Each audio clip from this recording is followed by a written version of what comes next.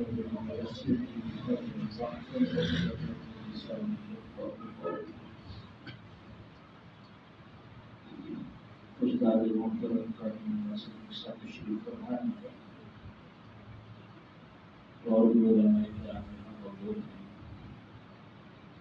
کی موجودگی میں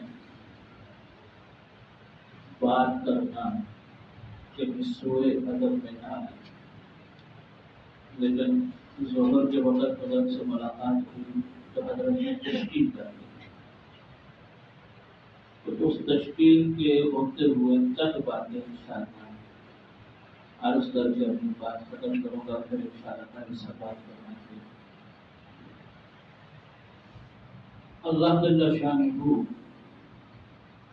اپنے بندوں سے بہت محبت کرتے ہیں، اور اتنی محبت کرتے ہیں کہ ایک ماں کی محبت اس کے مقابلہ میں کچھ بھی نہیں۔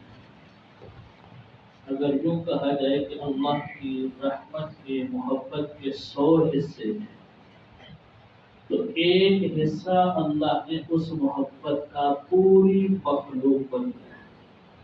اس محبت کی وجہ سے بھائی بھائی سے محبت کرتا ہے، بہن بھائی سے محبت کرتی ہے، ماں اپنی اولاد سے محبت کرتی ہے۔ تو جہاں ایک حصہ صرف انسانوں میں نہیں، جانوروں کی محبت، ان کی آپس کے تعلقات، ان کی محبت، اور اس محبت پہ مجھے ایک واقعہ حدیث کا یاد آیا۔ ایک مرتبہ ایک صحابی شجاع بھائی تو جو حدیث کا ایک واقعہ مجھے اس کے اوپر یاد آیا کہ ایک صحابی رسول صلی اللہ علیہ وسلم حضور صلی اللہ علیہ وسلم کے دربار میں دین سیکھنے کے لیے جا رہے تھے، قرآن کریم سیکھنے کے لیے جا رہے تھے۔ راستے میں چلتے ہوئے ایک درخت پہ دیکھا چڑیا کے بچے وہ چہچہا رہے ہیں، تو انہیں دیکھ کر بڑے پیارے لگے، پسند آئے، تو انہوں نے ان بچوں کو اٹھا لیا، اٹھا کر چادر کے اندر ڈال دیا اور چل دیے۔ تھوڑے دور گزرے تھے کہ ان بچوں کی ماں چڑیا اس نے آ کر ان بچوں کو اپنے گھونسلے میں تلاش کیا، نہ ملے۔ پھر دائیں بائیں چکر لگانا شروع ہوئی تو اس نے دیکھا کہ ان کے چہچہانے کی آواز اس چادر کے قریب سے آ رہی۔ وہ ان صحابی کے ارد گرد چکر لگانے لگی، گویا وہ چکر لگاتے ہوئے منت کر رہی تھی، میرے بچوں کو مجھے واپس دے دے، یہ میرے بچے۔ جب انہوں نے بچوں کو نہ چھوڑا اور بچوں کو چادر سے سامنے کر دیا تو چڑیا اپنے بچوں کو دیکھ کے برداشت نہ کر سکی، اپنی آزادی اس نے کھو دی اپنے بچوں کی خوشی کے لیے، اپنے بچوں کی ملاقات کے لیے۔ وہ سیدھی آئی اور ان کے کندھے پہ بیٹھی، وہاں سے اڑی اپنے بچوں کے پاس چادر پہ بیٹھی۔ یہ وہ بچے اور اس چڑیا کو لے کر حضور اکرم صلی اللہ علیہ وسلم کے پاس پہنچے، اور پہنچ کر حضور صلی اللہ علیہ وسلم کو سارا واقعہ سنایا کہ میں یوں آ رہا تھا، بچے اچھے لگے، اٹھا لیے۔ تو آپ صلی اللہ علیہ وسلم نے پہلے تو یہ ارشاد فرمایا کہ آپ نے اچھا کیا، آپ نے اذیت تکلیف دی ہے، ایسے نہیں کرنا چاہیے تھا۔ لیکن اگلی بات جو ارشاد فرمائی وہ یہ فرمائی کہ یہ ایک ماں کی جو انسان نہیں ہے، جانور نہیں ہے، پرندہ ہے، اس کی اپنے بچے سے محبت ہے۔ یہ ایک ماں کی اپنی اولاد سے محبت ہے جو اس نے اپنی آزادی کھو کر اپنے بچوں کے لیے اپنے آپ کو قید میں ڈال دیا کہ میری ملاقات میرے بچوں سے ہو جائے۔ میرے صحابہ، میرا رب 70 ماؤں سے زیادہ اپنے بندے سے پیار کرتا ہے، 70 ماؤں سے زیادہ اپنے بندے سے محبت ہے۔ غالباً ابن قیم رحمۃ اللہ علیہ نے لکھا کہ میں ایک دفعہ گزر رہا تھا اپنے کسی ذاتی کام کے لیے، تو ایک گلی کے کنارے پہ میں رک گیا، میں نے دیکھا کہ ایک ماں اپنے بچے کو مار رہی ہے، کسی بات سے غصہ آیا، بہت ڈانٹا، بہت مارا، برا بھلا کہا، حتیٰ کہ اتنا ہو گیا کہ غصے میں آ کر دروازے سے باہر نکالا اور دروازے کو کنڈی اندر سے ڈالا، کہا جاؤ میں تجھے اپنے پاس نہیں بنا۔ یوں کر کے وہ جب اندر چلی گئی تو کہتے میں نے جب یہ ماجرا دیکھا تو میں رک گیا، دیکھو میں کیا کرے گا۔ کہتے وہ بچہ وہاں سے چلا اور گلی کے کنارے پہ جا کے کھڑا ہو گیا، کھڑا ہو کے اس نے کچھ سوچا اور سوچ کے وہیں سے واپس آ گیا۔ وہاں سے جب واپس آیا تو آ کے دروازہ کھٹکھٹانے لگا، ماں کا غصہ ٹھنڈا نہیں ہوا تھا، ماں دروازہ نہیں کھول رہی ہے، وہ وہیں پہ سیڑھیوں کے اوپر سو گیا، دروازے کی چوکھٹ پہ وہیں پہ لیٹ گیا اور سو گیا۔ کہتے ہیں میں جب واپس آیا تو وہ بچہ ابھی وہیں سویا ہوا۔ اس وقت ماں نے اپنے کسی کام سے دروازہ کھولا تو دیکھا کہ بچہ ابھی وہاں لیٹا ہوا ہے، تو غصہ اس کا ابھی بھی ٹھنڈا نہیں ہوا، اس نے خود ڈانٹنا شروع کر دیا، تو ابھی تک یہاں ہے۔ تو کیا کہا، اماں میری بات سن، میں یہاں گلی کے کنارے تک گیا تھا، وہ اٹھ کے چلا گیا تھا، میں نے یہ نیت کر لی تھی کہ کسی ہوٹل پہ کام کر لوں گا 2 وقت کا کھانا مل جائے گا، کسی کے گھر میں جا کے ان کی منت کروں گا تمہارے کام کاج کر لوں گا 2 وقت کا کھانا ملے گا۔ لیکن جب میرے دل میں یہ خیال آیا کہ ماں کی ممتا کا پیار مجھے دو، مجھے کھانا تو مل جائے گا، میری ضروریات تو پوری ہو جائیں گی، لیکن جو ماں کی ممتا کا پیار ہے، جو محبت ہے، جو وہ تعلق ہے، وہ مجھے کہاں سے ملے گا؟ اس لیے اماں میں واپس آ گیا، مجھے معاف کر۔ ماں نے بچے کو اٹھایا، سینے سے لگایا، چوما، کہا بیٹا تجھے احساس ہو گیا، تو میرا بن گیا، اب تو میرا ہے، اب میں کبھی بھی تجھے ڈانٹوں گی، کبھی بھی تجھے ماروں گی۔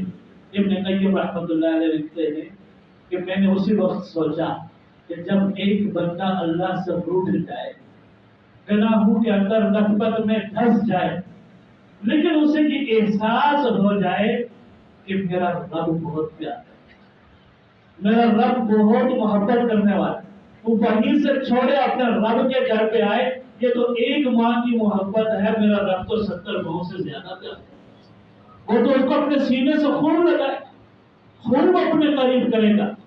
میرے بھائی آج کی جو محفل ہے، آج کی جو مجلس ہے، ختم قرآن کی تقریب، اور ختم قرآن کی تقریب دعاؤں کی قبولیت کی تقریب ہوتی ہے۔ اس موقع کے اوپر اللہ کے حبیب محمد مصطفیٰ صلی اللہ علیہ وسلم کے ارشاد کے مطابق دعائیں قبول ہوتی ہیں۔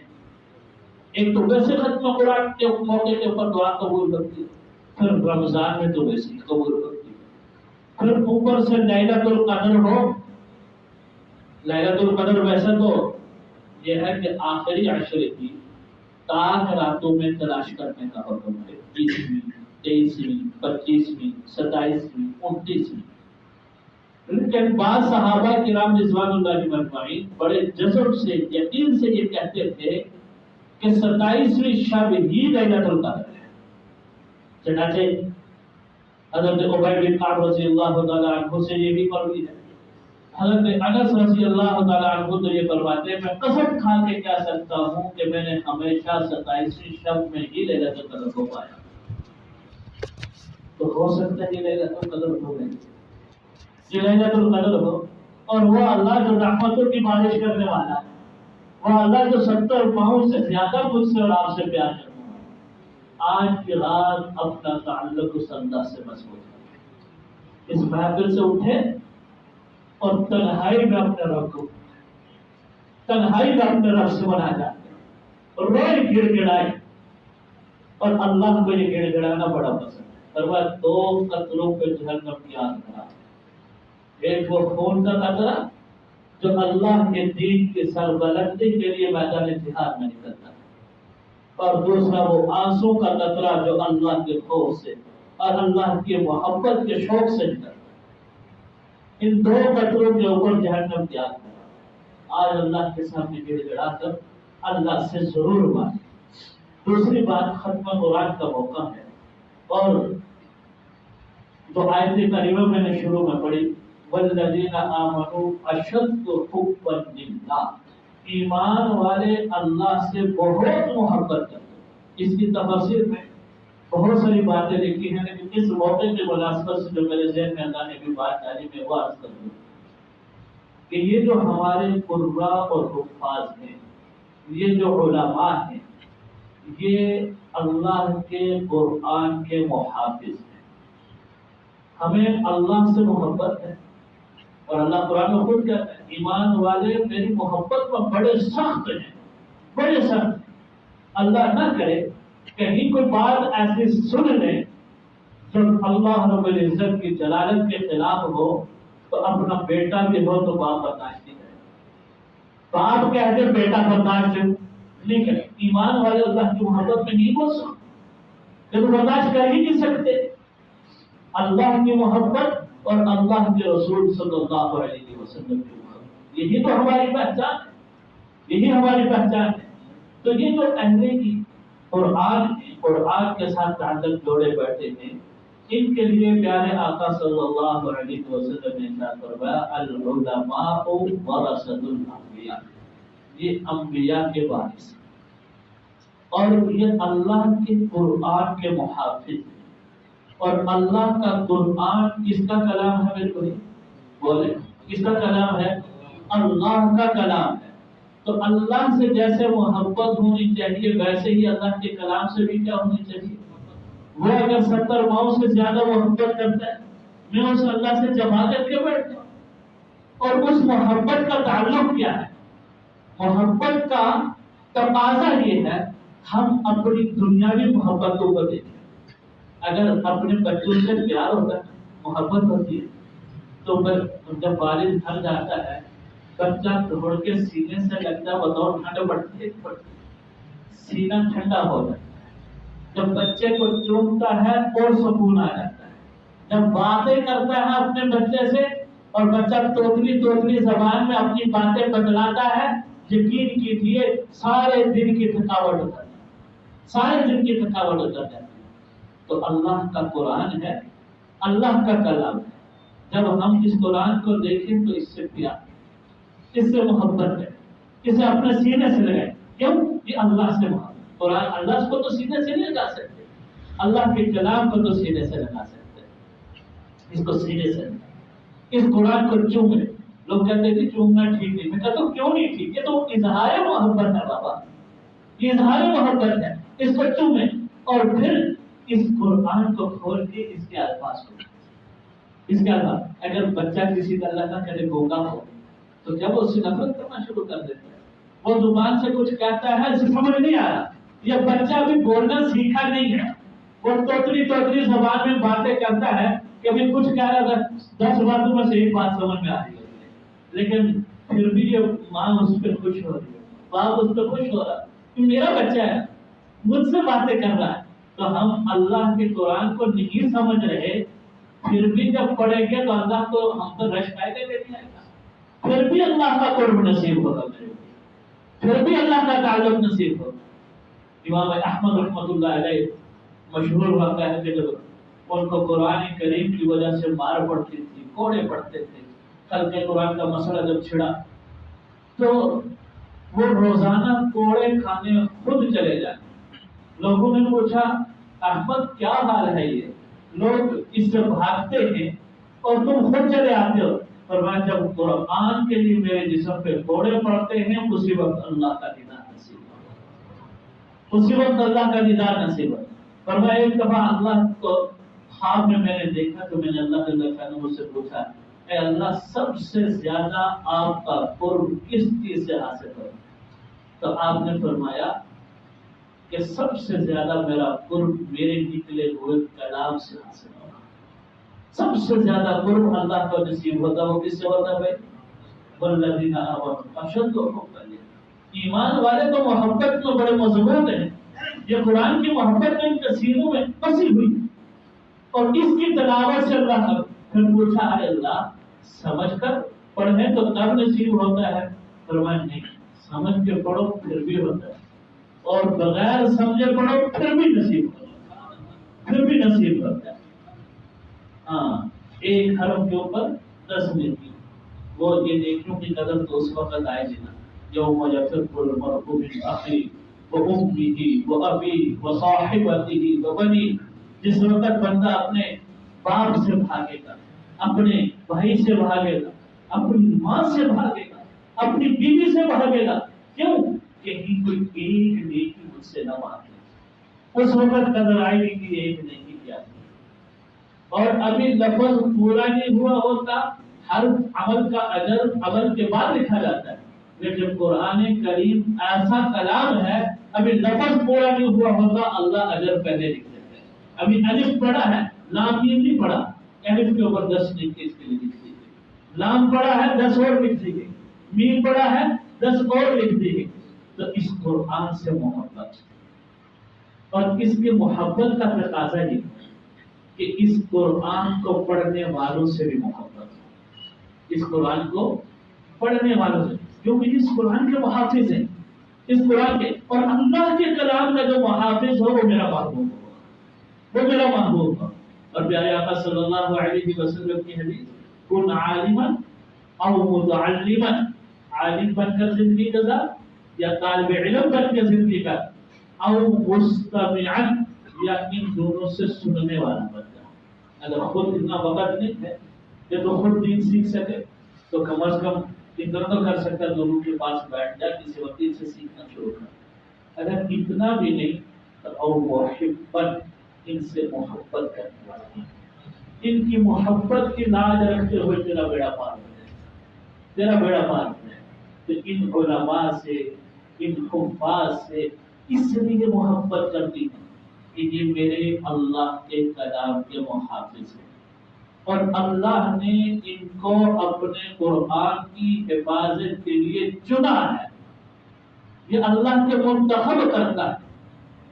ہاں ویسے نہیں آئے، یہ ہمارا کوئی کمال نہیں ہے، اللہ کا انتخاب ہے۔ پسند اسے کون سی خوبی ہمارے والدین کی پسند ہے، ان کے اوپر احسان کر دیا، اور اس احسان کا نتیجہ ہوا کہ اللہ نے دین کے ساتھ لگا دیا۔ اور اللہ سے دعا ہے، یا اللہ طالب علم بن کر ساری زندگی لگائے، کہیں محرومی نہ ہو جائے، بس یہ کرتے رہیے، کہیں محرومی نہ ہو جائے۔ تو اللہ کے قرآن کی محبت کا اگلا تقاضا یہ ہے کہ ہم اللہ کے کلام کو سمجھیں۔ میرا رب مجھ سے باتیں کر رہا ہے تو کر کہہ رہا ہے، میں دیکھوں تو صحیح نا میرا اللہ پیغام کیا دے رہا ہے۔ ٹھیک ہے، پڑھنے سے بھی اس کے بہت سے فائدے، تلاوت سے بھی بہت سے فائدے، ظاہری بیماریوں کا بھی علاج ہے۔ حضور صلی اللہ علیہ وسلم نے فرمایا سورۃ الفاتحہ سورۃ الشفاء ہے، ہر بیماری کا علاج۔ صحابہ سفر میں جا رہے، ایک بھوک لگی ہوئی ہے شدت کی، اور کھانا مانگا تو بستی والوں نے کھانا کھا دیا، کوئی مہمان نوازی کرنے کے لیے تیار نہیں۔ اور ہمارے شیخ الحدیث صاحب فیصل آباد میں تو وہ یہ فرمایا کرتے تھے، تم لوگ اللہ کے کتنے محبوب ہو، جب تمہارے پیٹ میں چوہے دوڑتے ہیں اسی وقت میں اللہ سیب کے پیٹ میں بھی چوہے ڈالتے، وہ درد تمہیں بھوک سے چوہے دوڑ رہے ہوتے ہیں اور اس کے پیٹ میں درد پڑ جاتا ہے، وہ فوراً اس کے ذہن میں اللہ ڈالتے ہیں، اٹھا بکرا تو در سے پہنچا، تیرا پیٹ کا درد ٹھیک ہو جائے۔ وہ بکرا اٹھاتا ہے، وہ در سے آتا ہے، اس کے پیٹ کا درد ٹھیک ہو جاتا ہے، تمہاری بھوک مٹ جاتی ہے۔ تو ایسے ہی یہاں بھی ہوا کہ وہاں بستی کا جو سردار تھا اس کو سامنے پھنس گیا۔ اب اس نے پوری بستی میں پتہ کروایا، کوئی اس کا ہوگا جانتا ہو تو دم جانتا ہو، کوئی بھی نہیں جانتا۔ اس قافلے والوں کے پاس ہے، تم میں سے کوئی جانتا ہو تو امیر قافلہ نے کہا میں جانتا، مجھے پتا اس کا نام کیا ہے۔ کہا اچھا آپ نے دم کر لو، کہا نہیں، ابھی آپ سے ہم نے مانگا تھا نا، آپ نے نہیں دیا، اب اجرت لوں گا۔ لوگ کہتے تھے مولوی اگر امامت کرواتا ہے تو اس کو اجرت کیوں دیتا ہے؟ اللہ کے بندو، اللہ کے قرآن کی اجرت دے نہیں سکتا، ممکن ہی نہیں ہے دے سکتے، ایک آیت کی اجرت نہیں ہو سکتی۔ یہ تو ان کی ضروریات کا بندوبست کرنا اللہ کی محبت کا تقاضا یہ ہے کہ میں اور آپ کریں۔ جو جتنا آگے بڑھے گا اتنا اللہ کا قرب اس کو نصیب ہو جائے گا، کیونکہ ان کے ساتھ تعاون تھوڑی ہے، یہ کس کے ساتھ تعاون ہے؟ اللہ کے ساتھ۔ ان تنصروا اللہ ینصر، تم اس کی مدد کرو گے تو اللہ کی مدد کی ضرورت ہے بھائی نا، وہ ان کی مدد کرو اللہ تمہاری مدد کرے گا۔ تو انہوں نے کہا میں ایسے مفت میں کام نہیں کروں گا، بکریوں کا ایک ریوڑ لگے گا۔ تو ہم نے کہا اچھا ٹھیک ہے جی، مجبوری ہے، مر گیا ابھی، چلو بکریوں کا ریوڑ لو اور دم کر۔ بکریوں کا ریوڑ لیا، 7 مرتبہ سورہ فاتحہ پڑھ کر یقین سے دم کیا، اللہ نے اس سے اندر سے آرام سکون سے کھاتے رہے۔ آئے حضور صلی اللہ علیہ وسلم کو سارا واقعہ سنایا، پیارے آقا صلی اللہ علیہ وسلم کا واقعہ تھا سورہ فاتحہ شفا ہے۔ تو قرآن ظاہری شفا بھی ہے۔ ایک اور بات اس کے اوپر یاد ہے، بہت زیادہ تو نہیں ہوتا، ایک اور کہیں کتاب میں تو واقعہ پڑھا کہ ایک مولوی صاحب کہیں کسی بادشاہ کو دم کر رہے، تو اس وقت وہ علی سینا وہ وہاں تشریف لے، تو انہوں نے آگے بادشاہ سلامت کو کہا بادشاہ سلامت یہ کیا ہے؟ کہنے لگے سر میں درد ہے اور مولوی صاحب دم کر رہے ہیں۔ کہا عجیب بات ہے، بیماری کہاں ہے؟ اندر۔ روح کہاں لگ رہی ہے؟ باہر۔ کیسے ٹھیک ہوگا یہ درد؟ کیسے ٹھیک ہوگا؟ اللہ کے بندے جا کسی سے گولی لے، کوئی انجیکشن لگوا، تب جا کے ٹھیک ہوگا، پھونکوں سے نہیں کوئی ٹھیک ہوا کرتا۔ تو مولوی صاحب نے مسئلہ سمجھانا تھا، تو انہوں نے کہا بادشاہ سلامت یہ کہتا ہے انسان اس کی بات کیا سنتا ہے؟ اتنا بڑا ڈاکٹر، اتنا بڑا سائنسدان، اور بادشاہ کے سلام میں سامنے اتنی بڑی تصویر کا چھوڑے آپ دم کروائے اپنا کام کریں۔ اسے برداشت نہ ہوئی تو اس سے دار بھی ہو گئے۔ اب یہ دم کرنے کا آیا ہوں، بات خاموش ہو، کوئی جواب نہیں دیا۔ بادشاہ سلامت بھی حیران کی اتنی بڑی بات کیا دی؟ تو انہوں نے کہا بادشاہ سلامت آپ کے سامنے میری اتنی بڑی توہین، آپ کی وجہ سے میں ابھی تک خاموش ہوں اور آپ نے کوئی اس کا کنیکشن نہیں دیا۔ اتنے میں مولوی صاحب دم سے فارغ ہو گئے۔ مولوی صاحب نے کہا جی پہلے تو میں معذرت کرتا ہوں، معافی چاہتا ہوں، آپ بہت بڑے آدمی ہیں، میں نے آپ کی گستاخی کی، لیکن اس گستاخی کے بغیر مسئلہ آپ کی سمجھ میں نہیں آتا۔ کہنے کا کیا مسئلہ؟ تم نے اتنی بڑی بات کیا تھی مجھے، اتنی بڑی گستاخی کی، اور وہ بھی بادشاہ سلامت کے سامنے۔ کہنے لگے ہاں یہ مسئلہ یہ تھا، مجھے یہ بتائیں میں نے آپ کے اندر کوئی انجیکشن ڈالا، کوئی گولی ڈالی؟ کہتے جی کچھ نہیں ڈالا۔ کہا اچھا کوئی اور دوائی آپ نے استعمال کی ہو؟ میں نے پانی میں ڈال کے پلا دی ہوگا؟ جی میں نے پانی پیا ہی نہیں ابھی تک۔ کہا آپ کے چہرے کا رنگ نیلا پیلا کیوں پڑ گیا ہے؟ کہنے لگے اتنی سخت بات کی ہے تم نے۔ کہا اگر ایک مولوی کے الفاظ میں اتنی تاثیر ہے تو اللہ کے کلام میں تاثیر نہیں، اللہ کے کلام میں تاثیر نہیں ہے تو ظاہراً بھی شفا ہے۔ شفا کیوں ہے؟ کلام کس کا ہے میرے بھائی؟ اللہ۔ یہ جس کے ساتھ جڑتا جاتا ہے، جس کے ساتھ اس کا کاغذ بنتا جاتا ہے، اس کی بیماریوں کو، ظاہری کو، باطنی کو دھوتا چلا جاتا ہے، صاف کرتا چلا جاتا ہے۔ لیکن مقصد ہے قرآن کیا ہے؟ اللہ کیا فرماتے ہیں؟ الف لام را، یہ کتاب ہم نے اتاری کیوں؟ لتخرج الناس من الظلمات الى النور، تاکہ آپ لوگوں کو گمراہیوں سے، تاریکیوں سے روشنی کی طرف نکال سکے، تاریکیوں سے روشنی کی طرف۔ پھر بھائی روشنی کی طرف تو وہی آئے گا جو قرآن کو سمجھے گا، جسے یہ پتہ چلے گا قرآن کیا رہا ہے، قرآن کریم کا مطالبہ کیا ہے، قرآن کن چیزوں سے روکتا ہے، کن کو کرنے کا حکم دیتا ہے۔ اور جو بالکل ایسے ہی پڑھتا جائے گا، محروم تو وہ بھی نہیں، محروم وہ بھی نہیں ہے، لیکن وہ قرآن کے مقصد کو حاصل نہ کر سکتا۔ وہ قرآن کے مقصد تو اللہ کی محبت کا تقاضا یہ ہے، اللہ کی محبت۔ وہ اگر 70 لوگوں سے زیادہ محبت کرنے والا ہے، اور ایمان والوں کے لیے خود اللہ کہتا ہے ایمان والے اللہ کی محبت میں بڑے سخت ہیں، اللہ کی محبت میں بہت آگے ہیں، تو پھر اتنا تو لازمی محبت کا تقاضا ہے میرا محبوب مجھے کہہ کیا رہا ہے، اس کا پیغام کیا ہے، میں اس کو سمجھوں تو صحیح، میں اس کو سمجھوں تو صحیح۔ ایک آدمی پی ایچ ڈی کر لیتا ہے، ایم فل کر لیتا ہے، ایک آدمی پی ایچ ڈی کی مسجد تک پہنچ جاتا ہے اور اسے قرآن کا ترجمہ نہیں آتا، تو بتاؤ یہ اپنا عذر اللہ کے سامنے پیش کر سکے گا؟ ڈگری کتنا پڑھ لیا، دنیا کی اتنی ڈگریاں حاصل کرنے اور اگر وہاں اللہ نے پوچھ لیا اتنا پڑھ لیا میرے لیے کیا پڑھا، میں نے جو پیغام بھیجا تھا اس کو سمجھا تھا یہ؟ تو اگر اس وقت اس کے پاس کوئی جواب نہیں، اور پھر بھائی اس قرآن کو پڑھ کے غیر مسلمان پڑھ لیں۔ ایک نیو مسلم میں کیا پہ یہ زاہد الراشد صاحب نے واقعہ میں سے بیان میں سنایا، وہ آکسفورڈ یونیورسٹی میں پڑھ رہے تھے اور اس کو تھیسس ملا اس بات پہ مقالہ جو لکھنا تھا کہ آپ نے یہ تحقیق کرنی ہے کہ 10 سال کے اندر کتنے عیسائی مسلمان ہوئے تھے، اور ان 10 سالوں میں عیسائی جو مسلمان ہوئے ہیں ان کے مسلمان ہونے کی وجہ کیا ہے، اس کے اوپر تحقیق کرنی۔ تو وہ اسی تحقیق پہ خود مسلمان مزے کی بات ہے۔ تو کہتے ہیں جب اس نے تحقیق کرنا شروع کی تو اس نے جو اس میں مقالے میں لکھا ہے کہ 10 سالوں میں 10,000 عیسائی مسلمان ہوئے، 10,000 عیسائی مسلمان ہوئے ہیں اس کی تحقیق کے مطابق، باقی جتنے ہوئے ہوں گے وہ تو بے شمار ہے۔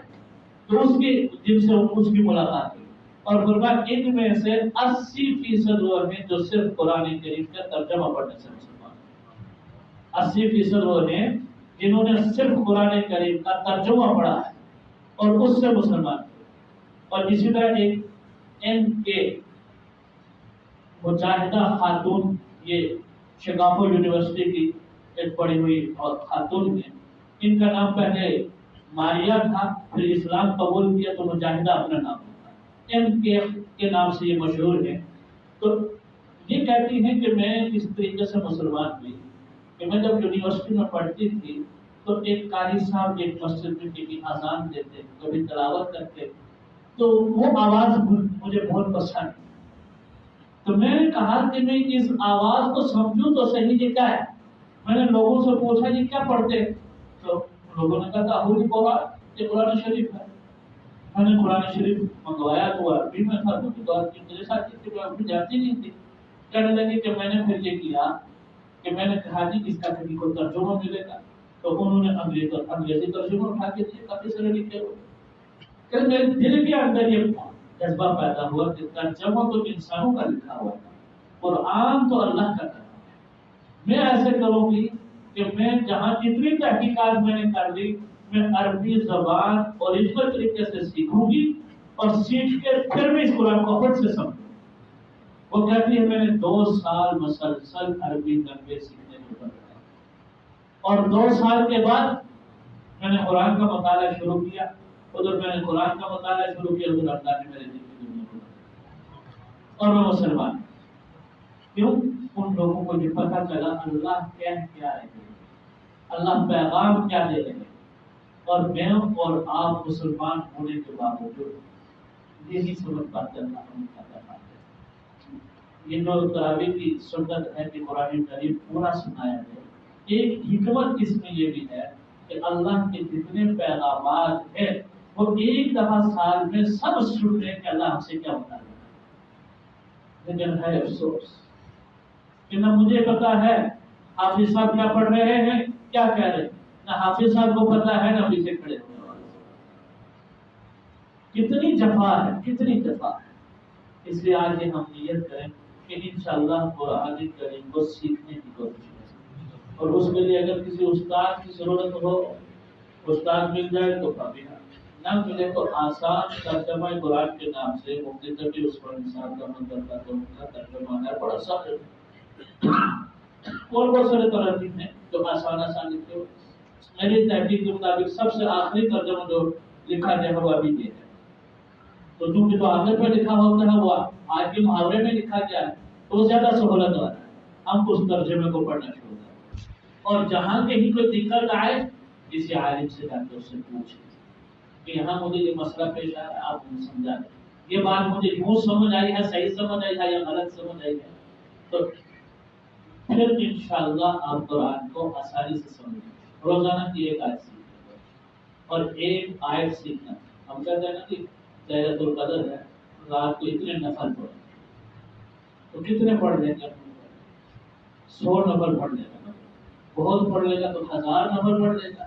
پیارے آقا صلی اللہ علیہ وسلم نے فرمایا جس نے قرآن کریم کی ایک آیت سیکھی اس کو 100 نفل سے زائد ثواب ملا۔ 100 نفر سے زائد ثواب ملا. اور جس نے علم کا ایک باب سیکھا، علم کا باب کیا ہے؟ وضو کے 4 فرض سیکھ لیے، غسل کے 3 فرض سیکھ لیے، علم کا ایک باب ہو گیا. تو ایک باب سیکھ لیا 1000 رکعت نفل سے افضل ہے، یعنی فرمایا برابر ہے.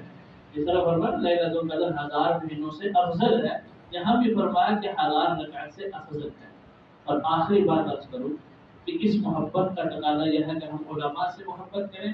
اور یہ تو دین کا پڑھنے پڑھانے والا مشورہ ہے، جو حدیث میں نے شروع میں پڑھی تھی. پیارے آقا صلی اللہ علیہ وسلم نے کیا فرمایا؟ خیرکم من تعلم القرآن وعلمہ. تم میں سے سب سے بہترین مشغلہ اس شخص کا ہے. سپر ڈگری یہ کہتے ہیں، سب سے آخری ڈگری اگر کوئی لے رہا ہے تو وہ کون سے